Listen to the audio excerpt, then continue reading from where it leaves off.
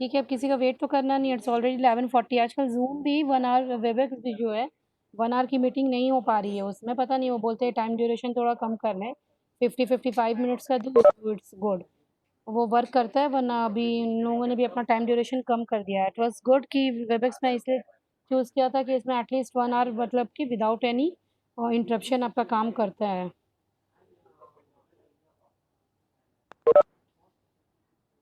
ठीक है, तो अभी हम लोग कहाँ पर थे? आप कल तो हम लोगों ने पढ़ लिया था ना, types and stages of anaesthesia, ये पढ़ लिया था। नो सी वील स्टडी कि हाउ डज इट वर्क, कैसे वर्क करता है और कितने टाइप्स के एनेस्थीसिया होते हैं और एनेस्थीसिया का क्या क्लासिफिकेशन होगा।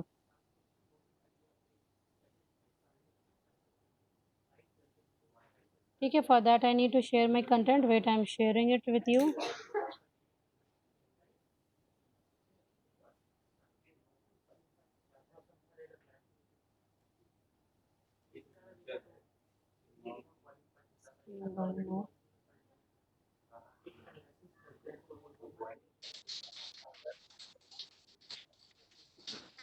Now see, can you see something on my screen? Yes, ma'am. Okay.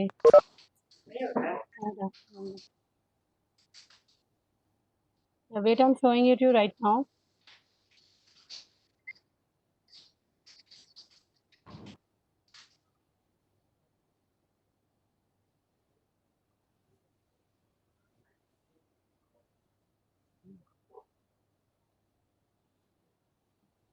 Hello,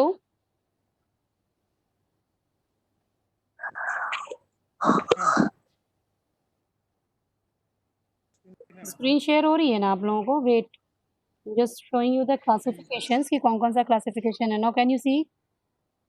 नहीं दिख रहा मैम, स्क्रीन शेयर नहीं हो रही। अच्छा, नहीं हो रही है? वेट, लेट नहीं हो रही थी, फिर पता नहीं कट गया फिर। अभी हो रही है?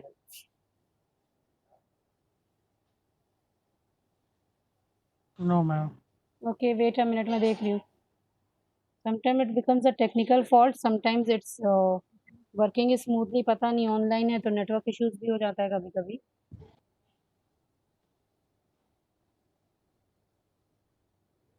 अभी शेयर यू कैन सी।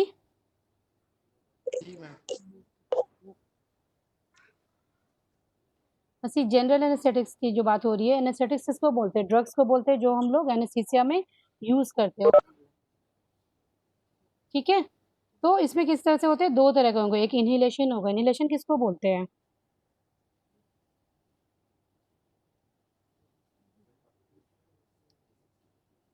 आवाज जा रही है मेरी आप लोगों को? इनहेल कर इनहेल करना क्या मतलब होता है? सांस लेना। तो जो चीज हम सांस लेना। वैस तो जो चीज हम लोग सांस लेके इनहेल करेंगे उसी को हम लोग क्या बोलते हैं? इनहेलेशन बोलते हैं। इनहेलेशन में दो तरीके की चीज होगी, you can C on the screen. It is volatile liquids.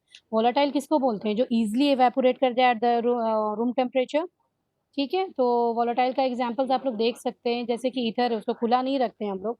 जैसे ही रखेंगे वो इवेपोरेट कर जाएगा, या स्प्रिट हो गया उसको भी हम लोग खुला नहीं रखते हैं। पेट्रोल जो है तो वो सब क्या है? वोलेटाइल लिक्विड्स है, लिक्विड्स तो है, लेकिन easily when it comes to the exposure, या जब खुला रहता है या सनलाइट के एक्सपोजर में आएगा तो क्या होने लगता है? इवेपोरेट ही करने लगता है रूम ही टेम्परेचर पे। You don't need anything to evaporate that. ठीक है, जैसे पानी को हम लोगों को क्या करना होता है? बॉईल करना होता है एट वॉट 100 डिग्री पे बॉईल करेंगे तभी जाके वाटर विल स्टार्ट इवेपोरेटिंग। लेकिन इन सारी चीज़ों के साथ क्या होता है कि it evaporates on the room temperature itself. Got it? And another one is gas. Gas में क्या आता है? Nitrous oxide. नाइट्रस ऑक्साइड का फॉर्मूला क्या होगा? N2O। Now this comes parenteral. Parenteral किसको बोलते हैं other than oral? Routes of drug administration में आप लोगों ने पढ़ा होगा कि पैरेंटेरल किसको बोलते हैं? मोस्टली जो आईवी आईएम्स यूज़ करते हैं अदर देन आपके ओरल्स। मुंह से जब जिस चीज़ों को हम नहीं नहीं लेते हैं तो उस रूट को क्या बोलते हैं हम लोग? पैरेंटेरल बोलते हैं। तो इसमें क्या क्या आएगा आपका? दो तरह की दवा आती है इसमें, या ग्रुप्स होते हैं। You can see this inducing drugs and slow acting drugs. तो इंड्यूसिंग ड्रग्स में क्या क्या आएगा? थायोपेंटोन आएगा जो कि इंड्यूस करेगा किसको? एनेस्थीसिया को। क्लियर है? एनेस्थीसिया को। प्रोपोफॉल हो गया। जैसे कि बहुत जगह ओटी में जब यूज़ होता है, पेशेंट को हम लोग जो प्री में बेहोश करने से जो है एनेस्थीसिया दवा देते हैं तो सबसे पहले उसको प्रोपोफॉल देते हैं। उसके बाद क्या है, etomidate. And all these are slow acting drugs. Slow acting drugs क्या है, मतलब वो धीरे धीरे काम करता है। सो कंसेशन लॉस, बीजीडीएस हम लोग पढ़े ही थे, बेंजोडाइजेपिन्स। उसमें क्या क्या आ जाएगा, डाइजीपाम आएगा, लोराजीपाम आएगा एंड मिडाजोलम आएगा। ये सारे इंजेक्शंस होंगे जो कि हम लोग एट द टाइम ऑफ ये देंगे, सर्जरी देते हैं, ठीक है, for anaesthesia. Then ketamine. Ketamine is also known as dissociative anaesthesia. Dissociative किसको बोलते हैं, उस चीज़ों को बोलते हैं जो अलग हो जाना, इन्वायरमेंट से अपने आप को काट देना, ठीक है, डिसोसिएट हो जाना। कि एसोसिएट मतलब क्या होता है, किसी चीज़ से एसोसिएट होना क्या मतलब होगा, टू किसी भी चीज़ से जुड़ जाना, सिर्फ that I have associated with you all. तो obviously I was not in the system, मैं सिस्टम में तो थी ही नहीं, फिर बस कैसे आप लोगों का क्लास लेने के लिए आई एम एसोसिएटेड, उसी को बोलते हैं। तो डिसोसिएटिव क्या होगा, एसोसिएशन का उल्टा होगा। तो इन्वायरमेंट से जो कट ऑफ हो जाए उसी को हम लोग बोलते हैं डिसोसिएटिव। डिसोसिएटिव। देन ओपियड्स। ओपियड्स में क्या क्या आपका आएगा, फेंटानिल आएगा, एल्फेंटानिल होगा, सुफेंटानिल होगा एंड रिफेंटानिल होगा। तो with the due course of the time I try कि आज हम लोग ये जो है आपका इनहेलेशन वाला जो चीज़ है वो मैं पूरा कंप्लीट कर दूं, तो इजी हो जाएगा आप लोगों के लिए भी to think. Okay,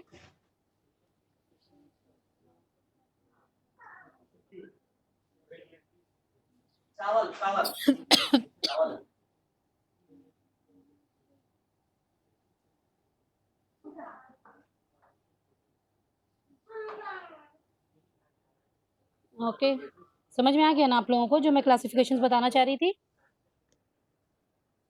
ji ma'am.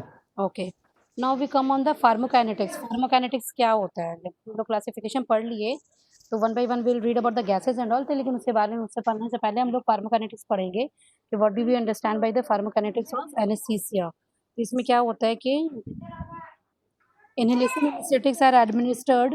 अब प्लीज बी क्वाइट ना, थोड़ा सा आप लोग वो रखिए, शांति रखिए ताकि मैं पढ़ा पाऊँ, क्योंकि ये थोड़ा सा कॉम्प्लिकेटेड है और ईजी है लेकिन थोड़ा बिट ये है, ट्विस्टेड है। अगर सही से सुनिएगा तभी समझ में आएगा, ठीक है। Inhalation anaesthetics are administered at specific concentration since the brain is highly perfused organ, steady state can be achieved quickly. तो ये क्या बोल रहा है कि इनहेलेशन जो होता है, अगर हम लोग स्टार्ट करते हैं इनहेलेशन एनेस्थेटिक जो भी स्टार्ट करेंगे, जो भी दवाएं हम लोग देंगे, तो वो क्या होता है कि वो एक स्पेसिफिक कंसंट्रेशन में ही देंगे, ठीक है। वो मैंने आपको कल भी बताया था कि at the time of inducing drugs we need to see the condition. Patient की हम लोग को कंडीशंस देखनी होती है कि पेशेंट का रेस्पिरेशन लेवल कैसा है, या पेशेंट का लंग्स कैसा है, वाइटल ऑर्गन्स उसके कैसे हैं, काम कर रहा है कि नहीं, या ऑलरेडी उसको कोई डिजीज तो नहीं है, या कोई फैक्टर प्रीडिस्पोजिंग फैक्टर तो नहीं है जो जनरल एनेस्थीसिया के लिए नहीं हो। इन जनरल सेंस भी ओबेसिटी की, ओबेसिटी ज़्यादा तो नहीं है। तो ये सारी चीज़ें हम लोगों को देखनी होती है, ठीक है। इसीलिए फिर वो स्पेसिफिक जो एनेस्थेटिक होंगे वो स्पेसिफिक कंसंट्रेशन में ही क्या करेंगे, स्पेसिफिक कंसंट्रेशन में ही दवा देंगे, ठीक है। Administered at a specific concentration since the brain is highly perfused organ. Perfused organ किसको बोलते हैं, वो brain is a perfused organ का क्या मतलब हुआ।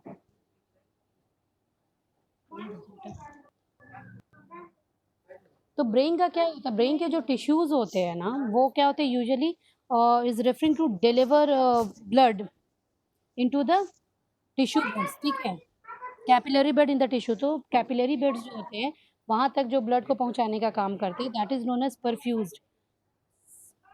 Clear, hello.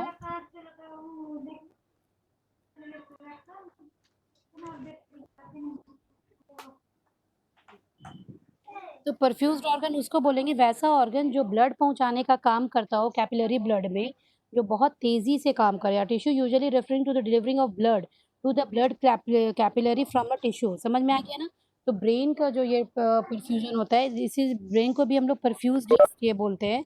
ये बहुत जल्दी ये इट वर्क्स, ठीक है, it makes the passage for fluid through very easily. Clear है, समझ रहे हैं आप लोग। जी सर, जी मैम। Perfused organ का मतलब समझ में आ गया ना। If I'm talking that brain is a perfused organ, what do you understand by perfused, तो समझ में आ गया। कैपिलरी तक जो जल्द से जल्द को पहुंचा दे। Yes, a tissue usually referring to the delivery of the blood to the capillary blood in the tissue, किसी भी एक टिश्यू के अंदर में, जो कि वो जल्दी से जल्दी कैपिलरी ब्लड तक आपको इसको पहुंचा सके। इसी इधर क्या करना, तो गर्मी लग रही है, इसी थोड़ा कम करो ना, 16 पे करो ना, और इधर घुमा तो स्विंग करो तो थोड़ा। ओके, तो व्हेन स्टेडी, हाँ, उसकी क्या बात बोल रहा है, when steady state is reached the partial pressure of the anaesthetic in the lung and the brain are equal. तो स्टेडी स्टेट किसको बोलते हैं, वैसा स्टेट जब हम लोग जैसे ही दवा देते हैं, तो वैसा दवा जहाँ पे पेशेंट स्टडी हो जाए, जहाँ पे पेशेंट का रिएक्शन आना बंद हो जाए, जहाँ पे पेशेंट का माइंड जो हो वो काम करना बंद हो जाए, और वो मतलब उसको कोई भी रिफ्लेक्स एक्शंस या कोई भी सिग्नल्स उसको जाना बंद हो जाए। तो ऑब्वियसली ब्रेन कैसे काम करता है, brain is the master of the body, क्यों? क्योंकि उसको सारे सिग्नल्स जाते हैं ना बॉडी से सिग्नल ब्रेन के पास जाते हैं कि मेरे साथ ऐसा हो रहा है तो हम क्या करें, तभी तो ब्रेन उसको सिग्नल दे पाता है, समझ रहे हैं? लेकिन जब हम सिग्नल भेजेंगे ही नहीं तो ब्रेन क्यों रिएक्ट करेगा, ब्रेन रिएक्ट करेगा फिर। और इसी को हाइपर एक्टिविटी बोलते हैं ना, कि बिना सिग्नल भेजे भी ब्रेन रिएक्ट करने लग रहा है। तो that is not a function of a normal brain. तो क्या होता है कि जब स्टेडी स्टेट इसको वही बोलते हैं कि कंसंट्रेशन ऑफ टाइम, उस टाइम का जो कंसंट्रेशन ऑफ ड्रग जो होता है वो कंसिस्टेंट रहे बॉडी में। जब हम लोग जैसे ही दवा, बेहोशी की दवा जब हम लोग डालना शुरू करते हैं, तो पहले हम लोग एक डोज डालते हैं, ठीक है, एक मिनिमम डोज डालते हैं। उसके बाद क्या होता है, जैसे ईथर होता है तो पहले हम लोग धीरे-धीरे ईथर डालते हैं, तो पेशेंट देखते हैं कि पहले फर्स्ट स्टेज में है, फिर भी चिल्ला-चिल्ली कर रहा है, फिर सेकंड स्टेज में आया तो और ज़्यादा मतलब अनकॉन्शियस तो हो गया है, लेकिन फिर भी मसल्स रिलैक्स नहीं हुआ। तो हम लोग क्या करते हैं, एक मेंटेनेंस लेवल का डोज़ डालते हैं, ठीक है? कि धीरे-धीरे इसको डालते रहते हैं ताकि पेशेंट जिस स्टेट में स्टेबल हुआ है, जिस स्टेज में हम लोगों को ऑपरेशन परफॉर्म करना है, वो स्टेज मेंटेन रहे। क्लियर हो गया? शाज़ी से बात कर लो तो।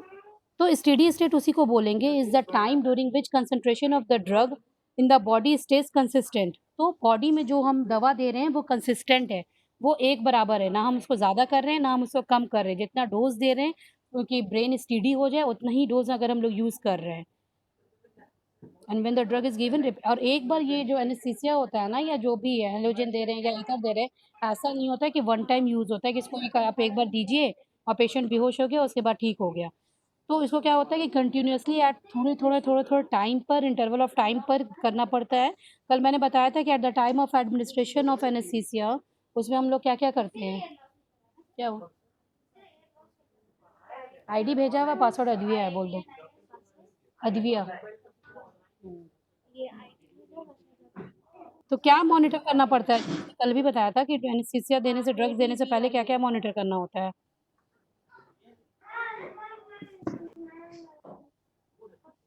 What are the things which we monitor at the time of anesthesia या during anesthesia या after anesthesia? anesthesia देते रहते हैं तो हम लोग क्या मॉनिटर करते हैं?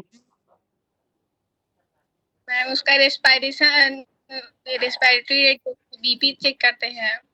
वेरी गुड, हार्ट रेट उसका चेक करते हैं, ब्लड प्रेशर उसका चेक करते रहते हैं, रेस्पिरेशन उसका चेक करते रहते हैं, O2 इनहेलेशन चेक करते हैं कि O2 कितना है। O2 को हम लोग सैचुरेशन बोलते हैं कि सैचुरेशन कितना है। ऐसा तो नहीं कि दवा ज़्यादा जा रही है या दवा कम जा रही है, पेशेंट का जो रेस्पिरेशन डिप्रेशन है वो बढ़ता चला जा रहा है, तो वो सारी चीज़ें हम लोग मॉनिटर करते हैं, ठीक है?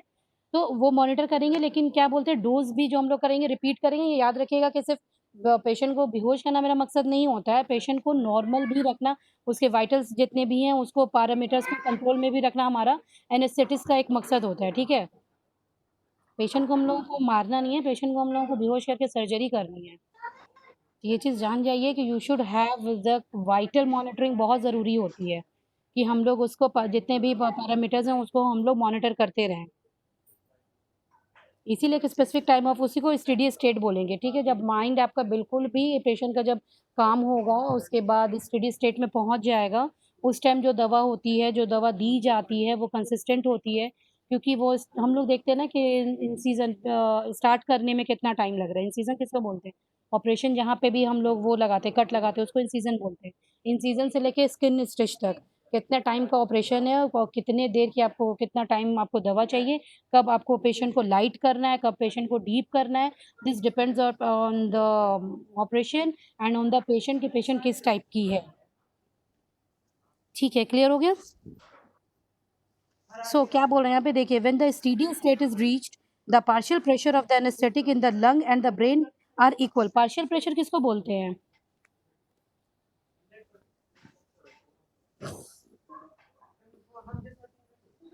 तो partial pressure is the pressure that would be exerted by one of the gases in the mixture of it occupied by the same volume of its mole. Obviously हम लोग इनहेलेशन की यहाँ पे बात कर रहे हैं, चाहे हम लोग लिक्विड की बात कर रहे हैं या उसके बाद नाइट्रस ऑक्साइड की बात कर रहे हैं। सपोज दैट हम लोग NO2 की बात कर रहे हैं, NO2 से हम लोग सेलेक्ट किए हैं कि पेशेंट को हम बेहोश करेंगे, तो नाइट्रस ऑक्साइड क्या करेगा, हम लोग इनहेल करेंगे तो नाइट्रस ऑक्साइड तो सिर्फ इनहेल नहीं करेंगे, साथ ही साथ तो ऑक्सीजन भी तो जा रहा है ना। तो जब 2-3 मिक्सचर, इसलिए बोला जा रहा है मिक्सचर ऑफ गैसेस, तो एक नाइट्रस ऑक्साइड का जो प्रेशर होगा उसी को हम लोग पार्शियल प्रेशर बोलते हैं। क्लियर? बेस्ट एग्जांपल आप सोच लीजिए, जैसे आप लोग 10, कितनी स्ट्रेंथ है आपके क्लास की, मान लीजिए 15 लोग हैं, अभी जैसे 34 लोग हैं, 34 लोग मान लीजिए ट्रक को धक्का दे, सपोज दैट, ठीक है, तो 34 लोग अगर धक्का दे रहे हैं, उसमें से मैंने किसी एक को बोला, सपोज दैट मैंने फरहत का नाम लिया कि फरहत जो प्रेशर दे रही है, तो वो फरहत का क्या हो जाएगा, टोटल प्रेशर होगा कि पार्शियल प्रेशर होगा। तो फरहत जो प्रेशर अप्लाई करेगी that will be partial pressure.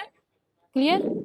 उसी को हम लोग पार्शियल प्रेशर बोलते हैं, क्योंकि वो सारे प्रेशर, जितने प्रेशर्स अप्लाई किए जा रहे हैं उसमें से सिर्फ एक पार्ट है प्रेशर का, that is why partial means क्या होता है, इनकम, पार्शियल का मतलब क्या होता है, बहुत कॉमन वर्ड है कि पार्शियलिटी कर रहे हैं, मेरे साथ पार्शियलिटी हो रही है, तो इसको क्या बोलते हैं, पार्शियलिटी का मतलब, पार्शियल का मतलब क्या होता है, आधा अधूरा, ठीक है। कंप्लीट का क्या मतलब होता है, पूरा। कंप्लीट का अपोजिट क्या होगा, पार्शियल होगा, ठीक है। तो पार्शियल प्रेशर का क्या मतलब है कि जब सारे लोग, मतलब सारे जो गैसेस हैं जो इनहेल किया जा रहा है, उसमें से NO2 जो प्रेशर लगाता है, उसको हम लोग क्या बोलेंगे, पार्शियल प्रेशर बोलेंगे। Exerted by one of the gases at the time, हम लोग जिस गैस के बारे में बात कर रहे हैं उस मिक्सचर में से किसी एक गैस का जो काम हो रहा है उसी को पार्शियल प्रेशर कहते हैं। जस्ट अ मिनट, क्या बोल रही हो, allow WebEx to record audio, allow करो, अब आ जाएगा, लो म्यूट आप कर दो, म्यूट हो गया, हो गया, वो तो वीडियो है, ठीक है, ठीक है। क्लियर? पार्शियल प्रेशर, जी ma'am. What is the partial pressure, जितने भी एक्सर्ट, मतलब कि गैसेस इन अ मिक्सचर होंगे, किसी एक पर्टिकुलर गैस का जो प्रेशर होगा उसी को हम लोग पार्शियल प्रेशर बोलेंगे, ठीक है। Got it? जी मैम।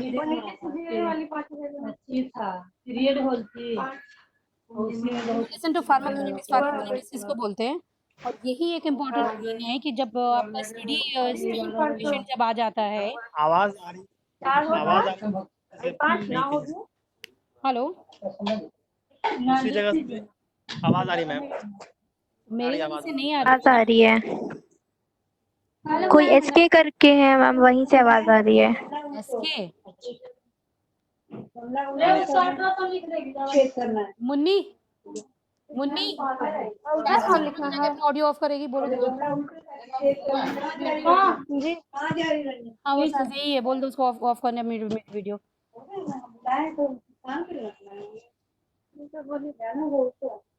हेलो शाजिया, वो है नहीं इधर, पता नहीं। हेलो हम पैसा के चलते पैसा जमा शाजिया, हेलो,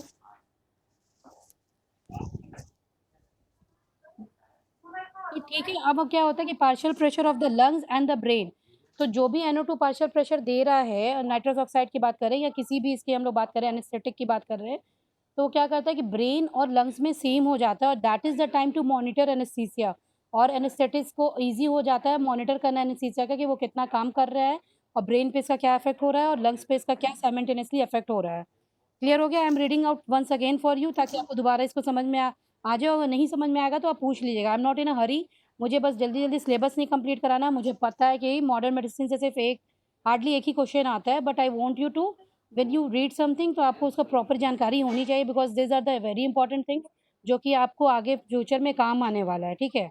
अगर आप एग्जामिनेशन पॉइंट ऑफ व्यू से पढ़िएगा तो बहुत ज़्यादा डिटेल्स में पढ़ने की आपको ज़रूरत है नहीं, पढ़ लीजिएगा, और इतना मैंने I think so cover up कर दिया कि दैट यू कैन पास। लेकिन अगर you want to become a good doctor, और आपको एक अच्छा, मतलब नॉलेजेबल डॉक्टर बनना है, you want to know everything, in and outs of everything, तो आपको थोड़ा सा एक्सटेंसिव स्टडी करनी पड़ेगी। If you are ready for it, I don't have any problem. इसलिए मैं बहुत स्लो पढ़ाती हूँ या धीरे पढ़ाती हूँ, समझा के पढ़ाती हूँ, सो दैट कि कहीं पे भी आप लोगों को प्रॉब्लम नहीं हो समझने में, ठीक है। बेसिकली वही चीज़ है कि सारे टेक्निकल वर्ड्स हैं, स्टेडी स्टेट अगर आप नहीं समझ रहे, पार्शियल प्रेशर ही आप नहीं समझ रहे, तो आप ऑब्वियसली फार्माकोकाइनेटिक्स ऑफ एनेस्थीसिया आप समझ ही नहीं पाएंगे। बात लिखने की नहीं होती, बात होती है समझने की। अगर आप खुद से भी समझ जाएंगे, you can write your answer by your. समझ में आ रहा है? जी मैम। ठीक है, एक बार दोबारा पढ़ रही हूँ मैं, आप सुन लीजिएगा।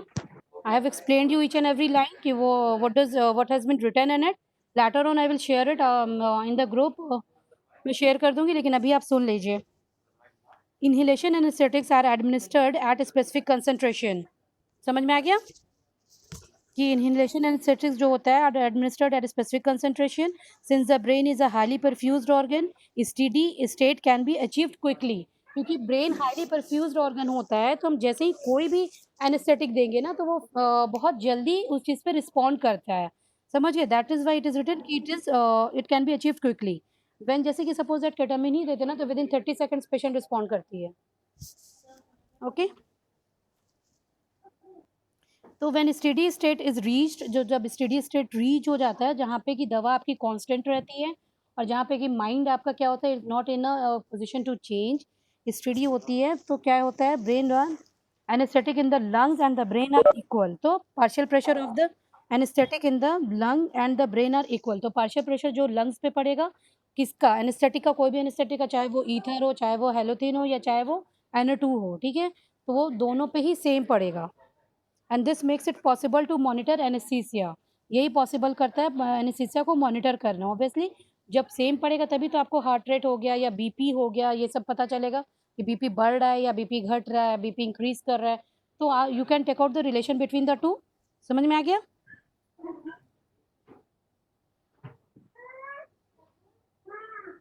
No see what are the factors which affect the partial pressure. तो कौन कौन से फैक्टर्स होते हैं जो पार्शियल प्रेशर्स को अफेक्ट करते हैं?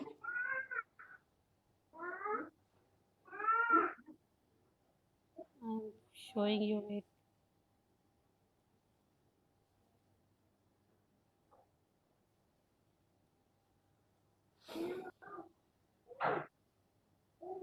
Share content.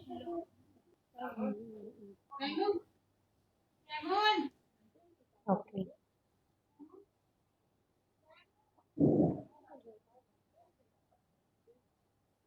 now can you see the screens? जी ma'am. Okay, now see, factors which influence the partial pressures are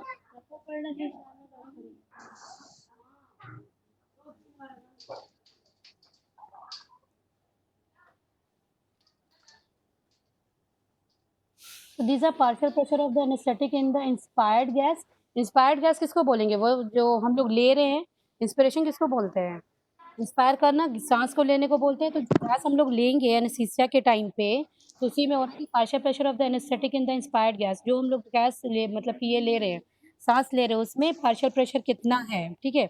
normal जो एक मैं आपको बता दूं, जो पार्शियल प्रेशर होता है, जैसे हम लोग ऑक्सीजन होता है, हवा से ऑक्सीजन हम लोग के लंग्स में कैसे जाती है, it is just because of this partial pressure. ये पूरा पार्शियल प्रेशर का ही तो ये होता है ना, it revolves around the partial pressure ही ना। रेस्पिरेशन पढ़ा है आप लोगों ने?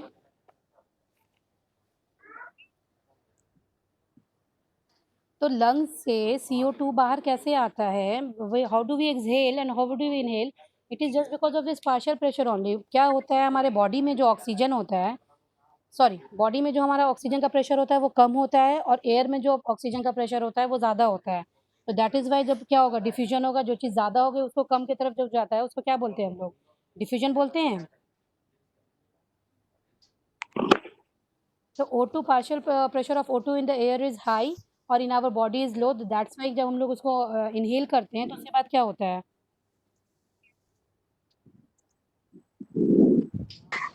वहाँ का प्रेशर बढ़ जाता है, वहाँ का प्रेशर बढ़ जाता जो है, लंग्स का। तो लंग्स का प्रेशर बढ़ जाएगा, और फिर कहाँ पे ये होगा, डिफ्यूजन कहाँ पर होता है सारा, एल्वियोलाई। एल्वियोलाई में होता है। क्लियर? अब एल्वियोलाई में कार्बन डाइऑक्साइड कैसे एक्सचेंज होगा, क्योंकि हमारे ब्लड में कार्बन डाइऑक्साइड का जो प्रेशर होता है वो बढ़ा हुआ होता है, और एल्वियोलाई में क्या होता है, वो कम होता है। दैट इज़ द रीज़न कि कार्बन डाइऑक्साइड कहाँ आ जाता है, फिर डिफ्यूज़ करके एल्वियोलाई में आ जाता है। क्लियर हो गया?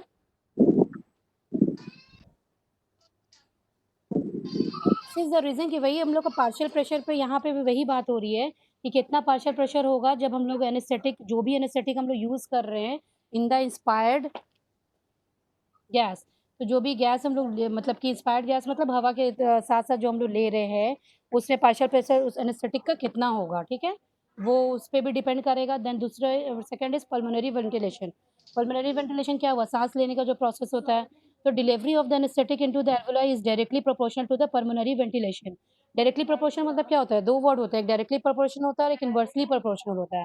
इनवर्सली प्रोपोर्शनल मतलब क्या होता है, किसी चीज़ का अगर बढ़ते हैं तो सामने वाला जो उसका रिजल्ट है वो घटने लगता है, या कोई चीज़ बढ़ रही होती है तो वो जो उससे रिलेटेड थिंग्स है, suppose that A and B are directly inversely proportion to each other. तो क्या मतलब अगर ए का साइज बढ़ रहा है तो बी का साइज क्या होगा, घटेगा या बढ़ेगा? घटेगा। घटेगा। That is inversely proportional. लेकिन डायरेक्टली का क्या मतलब होता है कि ऑब्वियसली जब ए बढ़ रहा है तो बी भी इंक्रीज करेगा, बढ़ेगा। बढ़ेगा। या रेट जो भी हो, तो जिसको डायरेक्टली बोलते हैं। यही बोल रहे हैं कि पल्मोनरी वेंटिलेशन हमारा जैसा होगा, anaesthetic into the alveoli is directly proportional to the pulmonary ventilation. इसीलिए गैस देने से पहले हम लोग को देखना होता है पेशेंट का चेस्ट का कंडीशन कि वो कैसा है, वो ठीक है कि नहीं है। बहुत बार देखिएगा कि पेशेंट ऑपरेशन कैंसिल हो जाता है। क्यों कैंसिल हो जाता है? क्योंकि बोलते हैं कि चेस्ट का कंडीशन ठीक नहीं है, या पेशेंट को बहुत ज़्यादा कंजेशन है, या बहुत ज़्यादा खांसी है। तो जब खांसी है ऑलरेडी उसको सांस लेने में प्रॉब्लम हो रही है, ठीक है, तो क्या उसको ब्रोंकोडायलेटर्स दिया जाता है ताकि उसके जितने भी मसल्स है वो रिलैक्स हो, उसको सांस लेने में प्रॉब्लम नहीं हो, जो एयर पैसेज है वो थोड़ा सा ब्रॉड हो जाए। तो दिस इज़ द रीज़न कि ये हम लोग देखना ज़रूरी होता है पल्मोनरी वेंटिलेशन का, क्योंकि at the time when you are giving gas anaesthesia या जनरल एनेस्थीसिया जब हम लोग दे रहे होते हैं तब। समझ गए? Alveolar exchange when ventilation perfusion is appropriate volatile ether is freely diffuse across the alveoli. ये क्या बोल रहा है? When ventilation perfusion is appropriate. Perfusion तो आपको बताया मैंने कि क्या होता है। तो अगर एप्रोप्रिएट होगा तो वोलेटाइल एनेस्थेटिक में फ्रीली डिफ्यूज अक्रॉस द वो एल्वोलाई, वो फ्रीली डिफ्यूज कर सकते हैं, उनको कोई बैरियर्स नहीं आते, उनको कोई प्रॉब्लम नहीं होता है। क्योंकि गैसेस एक्सचेंज होता है यहाँ पे जो बेहोश किया जाता है उसमें क्या है कि थ्रू लंग्स ही बेहोश किया जाता है। जितनी भी दवा होगी वो थ्रू लंग्स जाएगी, और जितनी भी दवा का एलिमिनेशन होगा वो भी क्या होगा, थ्रू लंग्स ही होगा। क्यों, जैसे हम लोग हवा में सांस कैसे ले रहे हैं, ठीक है, रेस्पिरेशन का मैकेनिज्म आपको मालूम है। तो we take into and we exhale. क्या एक्सहेल करते हैं? O2। CO2। अच्छा, CO2 करते हैं, ठीक है। नहीं तो सिर्फ अहमद रज़ा को ही पता है कि CO2 एक्सहेल करते हैं, और लोगों को मेरी आवाज़ नहीं जा रही है। उधर ही कहीं पे था बेटा। Clear now with solubility of the आवाज आ रही है मैम। ओके, बोल देना, अभी मैं क्लास ले रही हूँ। Solubility in the anaesthetic the blood. तो क्या solubility of the anaesthetic blood में, इसकी सॉल्युबिलिटी का क्या ये है, ब्लड में ये कितना सॉल्युबल होता है उस पर भी डिपेंड करता है आपका फैक्टर, पार्शियल फैक्टर जो डिपेंड करता है, और ऐसे भी डिपेंड करता है। जैसे ईथर का जो सॉल्युबिलिटी है ना वो ब्लड में बहुत ज़्यादा होता है, इस वजह से हम लोग को उसको स्लो देना होता है, धीरे धीरे हम लोग देते हैं, ताकि ब्लड में बहुत ज़्यादा जल्दी देंगे तो ब्लड में बहुत ज़्यादा वो एक्यूमुलेट कर जाएगा, विच इज़ नॉट गुड, ठीक है। तो यहाँ पे ये क्या बोल रहा है, lower the solubility of the anaesthetic in the blood, faster the rise of its PP in the blood and the faster of the induction. तो क्या बोल रहा है कि जितना लोअर सॉल्युबिलिटी होगी, जितना पुअर सॉल्युबिलिटी होगी, लो होगी solubility anaesthetic in the blood, faster is the rise of its ये पार्शियल प्रेशर। तो अगर स्लो ये होता है और सॉल्युबिलिटी धीरे धीरे होती है तो क्या होगा, पार्शियल प्रेशर जो होगा वो बढ़ जाएगा, और उसकी वजह से क्या होता है कि हम लोगों को इंडक्शन जो करना होता है वो थोड़ा फास्टर करना पड़ता है, ठीक है। Now comes the solubility of the anaesthetic in the tissue. In the blood क्या हो गया, और इन द टिश्यू क्या, anaesthetics which are more soluble in the tissues like adipose tissues require a longer time to attain equilibrium. तो equilibrium क्या, जो plane maintain करना होता है उसमें थोड़ा ज़्यादा टाइम लग जाता है, क्योंकि एडिपोज, इसलिए बोले थे ना फैक्टर्स देखना होता है। अगर कोई पेशेंट मोटी है तो उसको ऑब्वियसली एडिपोज टिश्यू क्या ज़्यादा होगा या कम होगा, ये ज़्यादा होगा। ज़्यादा होगा। तो ज़ाहिर सी बात है, जैसे मतलब कि एक माना जाता है, ऐसा ज़रूरी नहीं है कि सारे हेल्दी इंसान ज़्यादा खाते हैं, बट ये चीज़ है कि हाँ उसका रिक्वायरमेंट ज़्यादा होगा ऑब्वियसली। तो वो चीज़ क्या होती है कि उसके ड्रग जो भी होगा वो भी ज़्यादा होगा। क्लियर?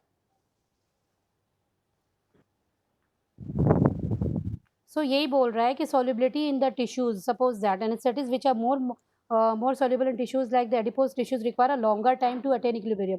तो पेशेंट जल्दी बेहोश नहीं होगी, जल्दी वो स्टैटिक में नहीं आएगी, स्टेट्स में नहीं आएगी, स्टैटिक स्टेट में, और उसके बाद इक्विलिब्रियम को इंड्यूस करने में थोड़ा उसमें टाइम लगेगा, ठीक है।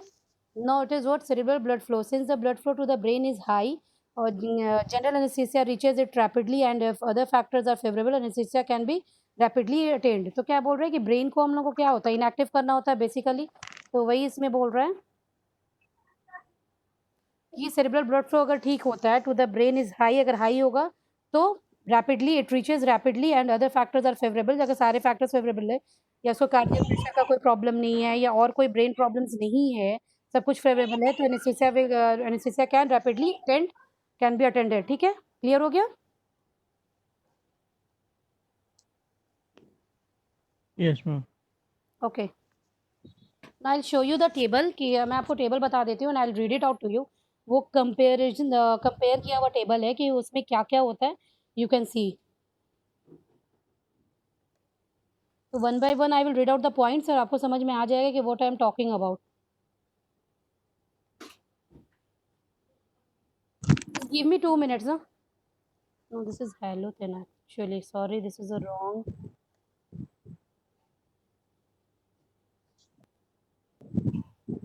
इतने सारे इमेजेस हो गए ना, समटाइम इट गेट्स कंफ्यूजिंग। तो ना see what is the comparative features of ether, halothane and nitrous oxide. Ether तो आपका क्या है, लिक्विड है। हैलोथेन भी क्या है, वो लिक्विड है। नाइट्रस ऑक्साइड है। तो इसमें भी 3 तरह की चीज़ें आती हैं। एक का आएगा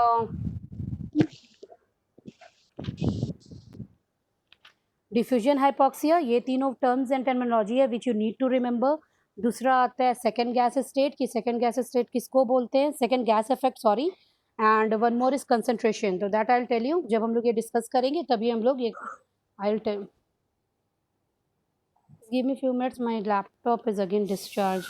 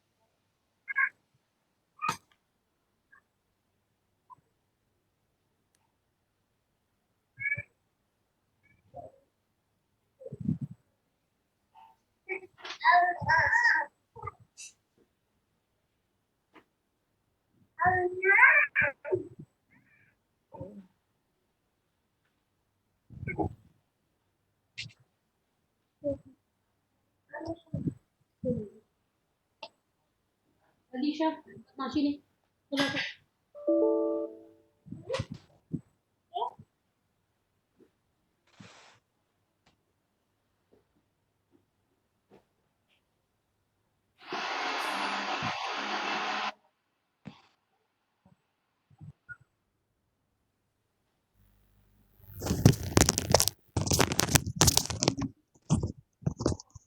hello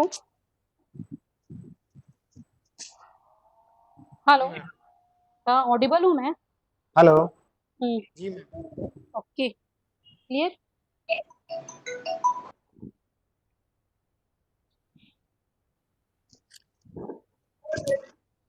Now see, wherever I said you about the 3 things ना, कि वो क्या-क्या चीज़ें होती हैं, जिनके बारे में हम लोगों को पढ़ना है। This is the second gas effect, कि सेकंड गैस इफेक्ट किसको बोलते हैं। For that you need to see the video. मैं आपको एक वीडियो भेजूँगी, या कभी आप लोगों ने एनेस्थीसिया देखा होगा, तब उसमें ये सिर्फ़ ये सेकंड गैस इफेक्ट जो होता है, that only works with NO2, nitrous oxide में ही ये चीज़ें होती है, देखी जाती हैं। क्योंकि इसका डिफ्यूजन का जो ये होता है, प्रॉपर्टी होता है, बहुत ज़्यादा होता है। दैट इज़ द रीज़न कि ये सेकंड गैस इफेक्ट जनरेट करता है।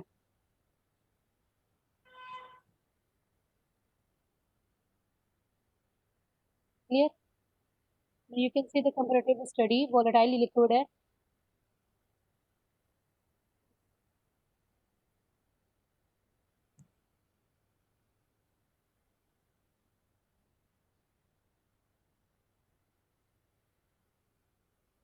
तो देयर आर सम पॉइंट्स, ठीक है, एनेस्थेटिक्स को जो हम लोग जब डील करते हैं, उसमें बहुत सारे पॉइंट्स होते हैं कि जो हम लोगों को डील करना होता है वन बाय वन, कि वो किस तरीके का है और क्या-क्या उसकी क्वालिटीज़ होनी चाहिए। ओके,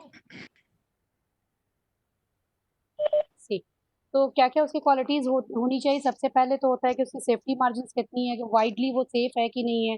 सबसे बाद गैस या वोलेटाइल वो है क्या, गैस है या लिक्विड है, ये स्टेट हम लोगों को पता करना होता है, जो एनेस्थेटिक हम लोग इंट्रोड्यूस कर रहे होते हैं या एडमिनिस्टर करते होते हैं पेशेंट के इसमें, नॉन फ्लेमेबल है या इनफ्लेमेबल है। या इनफ्लेमेबल तो मतलब समझ में आ रहा है ना, जिस चीज़ों को which can easily be flammable किसको बोलते हैं? फायर। ओके। जाए मैम। मार्जिन ऑफ सेफ्टी भी देखना होता है, इंडक्शन एंड रिकवरी भी देखना होता है कि कितने लेवल पे उसका इंडक्शन हो रहा है और क्या उसकी रिकवरी है। स्केलेटल मसल्स रिलैक्सेशन हो गया, उसके बाद एनाल्जेसिया हो गया, एनाल्जेसिया इफेक्ट उसका कितना है, किसी भी इसका मैं इन जनरल आपको बता दे रही हूँ कि इनहेलेशन एनेस्थेटिक्स का क्या होता है। फॉलोइंग हेडिंग्स जो उनके जो प्रॉपर्टीज़ होती है, इस प्रॉपर्टीज़ पे हम लोग उसको डिस्कस करते हैं। पर हिपैटोटॉक्सिसिटी, अगर हम कोई ड्रग इंट्रोड्यूस कर रहे हैं तो वो कितना हिपैटिक है, हिपैटिक टॉक्सिक है, मतलब हिपैटोटॉक्सिक क्या हो गया, लीवर पे उसका क्या असर हो रहा है। Okay. Need of special apparatus, अगर हम किसी जैसे मान लीजिए ईथर यहाँ पर है, हैलोथिन एंड नाइट्रस ऑक्साइड लिखा हुआ है, तो इसमें आप ऑलरेडी देख रहे हैं कि ये सारी चीज़ें हैं। तो क्या होता है कि ईथर को आप ओपनली भी दे सकते हैं। ओपनली कैसे देते हैं, उस पे आप पेशेंट को बेहोश करते हैं विद केटामिन और समथिंग, या प्रोपोफॉल से हम उसको बेहोश कर दिए और उसके बाद ओपन ईथर उसको देते हैं। ओपन ईथर मतलब होता है कि उस मुंह पे टेट्रा रख के उसके बाद उसको धीरे धीरे धीरे धीरे ईथर देना, ताकि वो, यानी तो इंट्यूबेट करके उसको ईथर देना। इंट्यूबेशन भी मैं शो यू द वो क्लोरोफॉर्म जो आता है मैम, वही है क्या? यस, क्लोरोफॉर्म जैसे हम लोग सुंघाते हैं तो दो तरीका होता है। एक तो होता है यानी तो डायरेक्टली आप हाथ में लिए और धीरे धीरे धीरे धीरे पेशेंट के नाक पे दे रहे हैं तो वो सूंघ के धीरे धीरे धीरे धीरे धीरे बेहोश हो रहा है। एक तो वो हो गया, या दूसरा हो गया आप इंट्यूबेट कर देते हैं और एक जार से कनेक्ट कर देते हैं, और वो जब सांस ले रहा होता है तो ऑब्वियसली वो जब इंट्यूबेशन सांस लेगा तो ईथर भी, जब ऑक्सीजन के साथ साथ उसके साथ उसके बॉडी में ईथर भी चला जाएगा। तो I have 2-3 videos, I share it with you. मैंने सोचा कि first I should explain you, then I share the video, तभी आप लोगों को ज़्यादा क्लियरली समझ में आ जाएगा। After the class will end then. Okay, ठीक है। Yes ma'am. Cost wise cheap है या एक्सपेंसिव है, जो भी है ये चीप है या एक्सपेंसिव है। Irritation of the respiratory passage, क्योंकि इनहेल कर रहे हैं तो वो हम लोग को देखना होगा कि रेस्पिरेटरी जो पैसेज है उस पर कितना वो इरिटेशन कॉज करता है। Post operative nausea and vomiting, तो नोजिया एंड वॉमिटिंग कितना वो करता है वो भी देखना होता है सारे एनेस्थेटिक्स में। एंड अदर पॉइंट्स, दूसरे पॉइंट्स की उसकी सेफ्टी, या मतलब उसका स्टोरेज कैसा है, उसको कितना दिन पे रखना चाहिए, या जो हम लोगों ने पढ़ा था जैसे कि मान लीजिए आइडियल जर्मिसाइड्स के बारे में अगर हम लोग पढ़े थे तो वो पढ़े थे कि स्टोरेज कैसा होना चाहिए और उसकी सॉल्युबिलिटी कैसी होनी चाहिए। अगर हम लोग रख रहे थे किसी चीज़ में उसका फिजिकल एजेंट्स उसको कोई ये चेंजेस नहीं आना चाहिए। तो these are something another factors also, ठीक है। Now I will read it one by one for you. This is the induction and recovery are slow because of its high solubility in the blood. वो मैंने बताया था आपको कि induction क्या होता है, स्लो करते हैं, और रिकवरी भी क्या होता है, जब पेशेंट ईथर से बेहोश होता है तो वो धीरे धीरे होश में आता है, बहुत इंस्टेंटली या फास्ट होश में नहीं आएगा। क्यों? क्योंकि इसका ये होता है solubility in the blood is high. Clear? समझ यस में गया? हैलोथिन है, हैलोथिन का है कि induction and recovery are reasonably quick. Reasonably मतलब ठीक ठाक क्विक हो जाता है। वोलेटाइल है, हैलोथिन क्या होता है, वोलेटाइल होता है, और इसका इंडक्शन जो हम लोग देते हैं और रिकवरी भी होता है वो थोड़ा जल्दी होती है, ठीक है। गैसेस में क्या है, induction and recovery are rapid because of low blood solubility, क्योंकि ये ब्लड में नहीं मिक्स होता है, सॉल्युबल नहीं होता है। NO2 की बात हम लोग करें, नाइट्रस ऑक्साइड की अगर बात करें, इसकी भी आ गई ना आप लोग के यहाँ? किसके यहाँ आ गई अभी तक? ऐसी आ गया, सॉरी आ गई नहीं, आ गया। ये गैसेस जनरल एनेस्थेटिक होगा, ठीक है। तो ये गैसेस है, और ये क्या है, induction and recovery are rapid because of the low blood solubility. तो इसकी सॉल्युबिलिटी क्या होती है, लो होती है, दैट इज द रीजन ये रैपिड होगा। Now irritant, inflammable and highly explosive. Ether जो होता है वो क्या होता है, इरिटेंट होगा, इन्फ्लेमेबल होगा और हाईली एक्सप्लोसिव होगा। और वोलेटाइल, जबकि हैलोथिन जो होंगे वो नॉन इरिटेंट होते हैं और नॉन इन्फ्लेमेबल होते हैं। Whereas you come on the gases this non irritant and non inflammable, ये भी वैसे ही होगा। Has a wide margin of safety. 5 minutes में आपकी क्लासेस ओवर हो जाएगी। There is a wide range of safety. Margin of safety is not wide. Very wide margin of safety. तो इसमें क्या बोल रहे हैं कि नाइट्रस ऑक्साइड जो हम लोग यूज करते हैं उसमें वेरी वाइड मार्जिन होता है। सेफ्टी का मतलब क्या, कि बहुत ये सेफ होता है, ठीक है। इनमें से तीनों में से जो सबसे ज्यादा सेफ है वो अभी इधर को बता रहा है कि has a wide margin of safety. और इसमें जो होते हैं वो हैलोथिन जो होते हैं वो क्या होता है, margin of safety is not wide. Wide मतलब इसमें बहुत ज्यादा रिस्क होता है हैलोथिन यूज करने में, इसलिए हैलोथिन हम लोग बहुत ज्यादा क्वांटिटी में यूज नहीं करते हैं। That is why we always use halothane with nitrous oxide. Nitrous oxide को मिक्स करके ही हम लोग इसको यूज़ करते हैं। और जबकि नाइट्रस ऑक्साइड के जो वैरायटी है वो मार्जिन ऑफ सेफ्टी है वो हाई है। ठीक है, क्लियर हो गया? चलिए change the slide. Yes ma'am. Okay,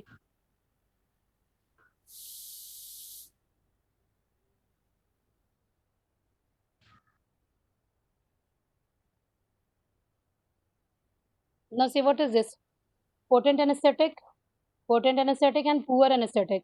anaesthesia का जो इफेक्ट होता है ये अच्छा काम करता है। हैलोथिन का भी जो एनेस्थीसिया का इफेक्ट होता है वो अच्छा होता है, लेकिन नाइट्रस ऑक्साइड का जो एनेस्थेटिक इफेक्ट होता है वो उतना अच्छा नहीं होता है। ये कंपेयर करके ही आपको बताया जा रहा है कि what are the uses and what are the merits and demerits, साथ साथ ही आपको पता चल जाएगा। एक्सीलेंट एनाल्जेसिया, ईथर जो क्या होता है, एक्सीलेंट एनाल्जेसिया होता है वो एनाल्जेसिया क्या होता है जिससे दर्द में कमी हो, और हैलोथिन क्या होता है वो पुअर एनाल्जेसिया होता है। लेकिन नाइट्रस ऑक्साइड में आप देख सकते हैं it is written excellent analgesia, मतलब नाइट्रस ऑक्साइड जब हम लोग एडमिनिस्टर करते हैं तो पेशेंट को उतना वो एनेस्थेटिक इफेक्ट नहीं आता है उसमें, लेकिन उसका क्या दर्द जो होता है वो कम होता है। दैट इज द रीजन कि हैलोथिन और नाइट्रस ऑक्साइड को दोनों को, ये भी एक रीजन है कि दोनों को साथ में हम लोग यूज करते हैं। ठीक है, हैलोथिन और ईथर को हम लोग साथ में यूज नहीं करते हैं, और sometimes if we need we use halothane and nitrous oxide together. Clear है?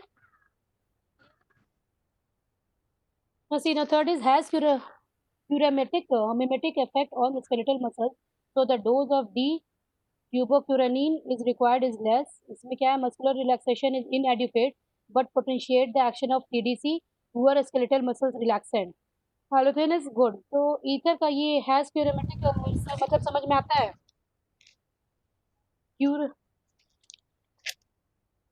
क्यूरारे करके एक ये पॉइजनिंग आती थी पहले, जो प्लांट्स में पाया जाता था, जो कि बहुत पहले यूज़ किया जाता था। जब हम लोग के पास आज ना गैस सेपरेटर्स आ गया है, तो बहुत सारी चीज़ें आ गई हैं पेशेंट को बेहोश करने के लिए। मैं पहले बहुत पहले मैंने आपको बताया था तो पेशेंट को कैसे बेहोश करते थे, बहुत ज़्यादा उसको अल्कोहल पिला के फिर क्या करते थे उसके सर पे मार मार के उसको बेहोश करते थे। फिर थोड़ा सा और एडवांस टेक्निक आई, प्लांट है। तो क्यूरेरे जो होता है कि it is an organic compound which contains basic nitrogens.